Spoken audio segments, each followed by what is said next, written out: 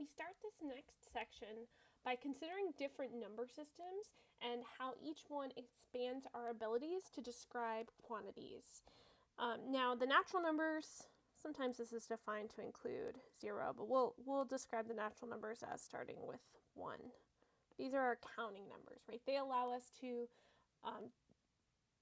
count, right? To describe quantities of discrete objects.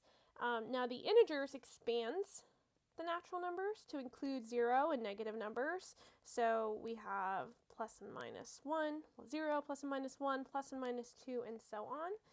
And this expands on the natural numbers because it allows us, first of all, it gives us a concept of 0, of having nothing, but then it also allows us to represent, for instance, losses and debts. We then expand to the rational numbers, which we use this fancy Q for quotient. We can describe this as the set of all a over b, where a and b are integers, and the denominator b is not equal to 0. So the rational numbers is basically the set of all fractions, right? Fractions or ratios of integers without zeros in the denominator, and those allow us to express parts of a whole. Now, when we move up to these more complex, or I shouldn't say complex, right? Complex is a whole nother number system, but these more interesting systems of numbers, they might have properties that the smaller systems do not have. So one interesting property that the rational numbers have, that the natural numbers and the integers do not, is that any single rational number can be represented in infinitely many ways as another rational number. Right? 1/2 can also be described as 2/4, can also be described as 3/6, and so on. There's infinitely many ways you can express that single real number, that single rational number as a fraction. Now, at first glance, we might be able to resolve that ambiguity when we use decimals, right? All of these, 1/2, 2/4, 3/6, all of these we can express using the decimal 0.5. Okay, now we might assume that decimal expansions uniquely represent numbers. In other words, we might be thinking there's only one way to take a rational number and describe it as a decimal, right? Using a decimal. Or maybe you're thinking, actually, I could do it in a different way. I could write it as 0.50, or I could write it as 0.500. And okay, yeah, that's true. You could sort of keep doing that infinitely. Although often when we're talking about decimal expansions, we usually mean an infinite expansion. So when we say 1/2 is equal to 0.5, really we're thinking of 0.5 as having an infinite number of zeros after it. Or we might write that as 0.50 with that bar on top to indicate the infinite number of expansions. So if we just say that the decimal expansion includes an infinite number of zeros at the end, if it's a terminating decimal, then that might be a way to say, okay, decimals can be expressed uniquely. Each rational number has its own single unique representation. But even here, there's actually some subtleties. In other words, it turns out that sometimes there's more than one way to represent the same rational number using decimals, as we'll see below. So, a decimal expansion can be thought of as a way of giving us a precise direction to some point on the real number line. So I'm going to give you a picture here. If I want to consider the number 0.375, this decimal representation sort of gives us a way to find that one single point on the real number line. So knowing that it starts with a 0 means this number is going to be between 0 and 1, between the whole numbers 0 and 1. Now, knowing that our next decimal is a 0.3 tells us that this number is going to be located somewhere between 0.3 and 0.4 on the real number line. So 0.3 and 0.4. Knowing that our next decimal point is a 7 tells me that I'm going to be somewhere between 0.37 and 0.38.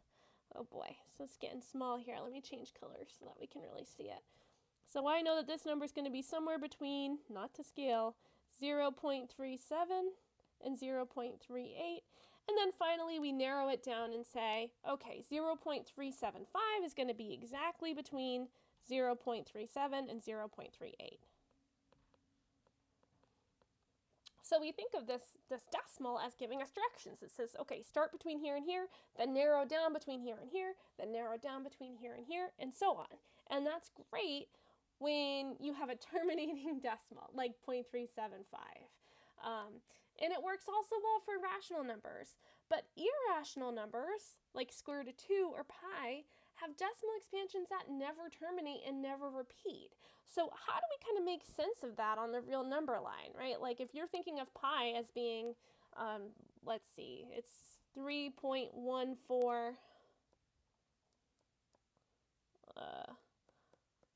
159. I think there's a 2 after, but I'm not super great at knowing all of those. Well, that tells us that pi is going to be somewhere between 3 and 4. And then it tells us that it's going to be somewhere between 3.1 and 3.2. And then it tells us it's going to be somewhere between 3.14 and 3.15, and so on. But those are not very concrete definitions because you're going to just keep narrowing down forever, right? It's an infinite process. So how do we make sense of those on the real number line? So if we think about every rational number as having a decimal expansion that either terminates or has infinitely many zeros at the end, or a decimal expansion that eventually repeats, like 1/3 is equal to 0.333 repeating. In contrast, irrational numbers have those decimal places that never terminate and never repeat. But actually, those irrational numbers are super important because they allow us to fill in gaps between rational numbers. So the rational numbers, Q, is a dense set, which just means that between any two rational numbers, there's guaranteed to be another rational number, right? If I picked like 1/2 and 3/4, there's always going to be another rational number in between those two numbers. But the set of rational numbers is not a complete set. And completeness is an important concept in analysis. When we say that the rationals are not complete, what we mean is that there's some holes, right? You can actually have a sequence of rational numbers that has a limit, right? Has a number that it's approaching as you approach infinity, but it's not a member of the rational numbers, right? You can come up with an infinite sequence of rational numbers that has a limit, but whose limit is not in the set of rational numbers. And the irrational numbers basically plug those gaps on the real number line. And so, completeness is this concept that says you can sort of fill in the gaps in the real number lines with the irrational numbers.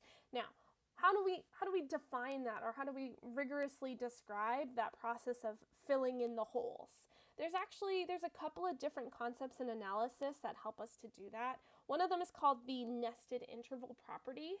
It says if I sub n is a sequence of closed intervals, so this is a closed interval from a sub n to b sub n, where a sub 1 contains a sub 2, I'm calling them A, they're supposed to be I, sorry. I sub 1 contains I sub 2, which contains I sub 3, and so on. So for instance, basically, if we have the real numbers here, and then we have a sequence of closed intervals, let's say from A1 to A2. No, A1 to B1. And then another interval that's contained in there that's also closed. Let's say the interval A2 to B2 is here. And then we have A3 is contained in there. Let's say this is A3 to B3, and so on. If you have an infinite sequence of these closed intervals that are just getting smaller and smaller and smaller, and if the limit as n goes to infinity of b sub n minus a sub n is equal to 0, in other words, if these intervals are getting arbitrarily small, right, they're going to be getting smaller and smaller and smaller, then there's going to exist exactly one real number x, such that x is in every single interval. Then there exists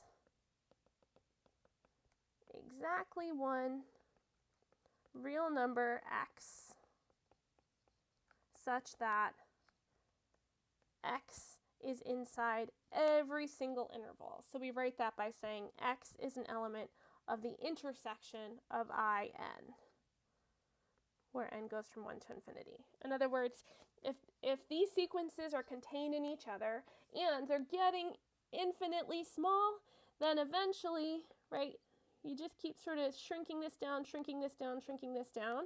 There's only going to be one single element that's in all of these infinitely many intervals. That's what the nested interval property says. And this property fails for the rational numbers. In other words, if we restrict to intervals of rational numbers, then that intersection could be empty. And so this is why we kind of need this property to help us define what it means to say that the real numbers are completing the rationals, right? They're sort of filling in the gaps or the holes. And we'll see in later sections that this nested interval property is equivalent to the existence of supremums and infimums, along with some other fundamental results in analysis. Now, the other property that's sort of important here and that's needed to describe this concept of completeness is the Archimedean property, which just says that for any real number x, there is a natural number n such that n is bigger than x. In other words, you can choose any real number you want on the real number line, even a big one, and it can be any real number. It doesn't have to be, it doesn't have to be rational. It can be irrational. The Archimedean property says there's going to be a bigger natural number. There's going to be some natural number that's bigger than it. This just ensures that real numbers don't contain infinitely large or infinitesimally small elements. Every real number is finite, and every positive real number can be exceeded by some natural number. Okay, now, why is all of this important? Well, remember at the beginning we were talking about whether or not decimals have a unique representation, right? Whether every decimal can be expressed uniquely. And we had talked on the first day about whether 1, the natural number 1, is equal to 0.999 repeating. Are these the same number? Well, it turns out we can rigorously justify this using the epsilon definition of equality. Now, the way we describe equality in analysis really is just that we say that two numbers, a and b, in the set of real numbers, are equal if and only if the distance between them is 0. This is how we define equality in analysis, right? We say that two numbers are equal to each other if there's no distance between them, right? On the real number line, A and B are occupying the exact same spot, okay? Now, we have the following theorem, which we'll prove in the exercises, that says if A and B are real numbers, then A is equal to B if and only if for every value of epsilon that's greater than 0, so for every non-zero number, it can be very, very, very small, but it's non-zero, we have that A minus B, the distance between A and B is less than epsilon. So we're going to prove this in the exercises and then work towards understanding why a single real number could have exactly two decimal representations. All right, so the big ideas or the big takeaways of this section: rational numbers have repeating or terminating decimals, while irrational numbers have non-terminating and non-repeating decimals. The real numbers are complete, meaning they don't have any holes or missing points. If you take any sequence of real numbers that has a limit, that limit is going to be a real number. Decimal representations can give us a way to approximate real numbers, and the tools of analysis, like limits and completeness, can help us define those precisely. And equality is not defined by symbols, but by closeness in analysis, right? So A is equal to B as real numbers if they are indistinguishably close within any tolerance, epsilon is greater than 0. In other words, you can choose any real number, any positive real number, and the distance between A and B is going to be smaller than that.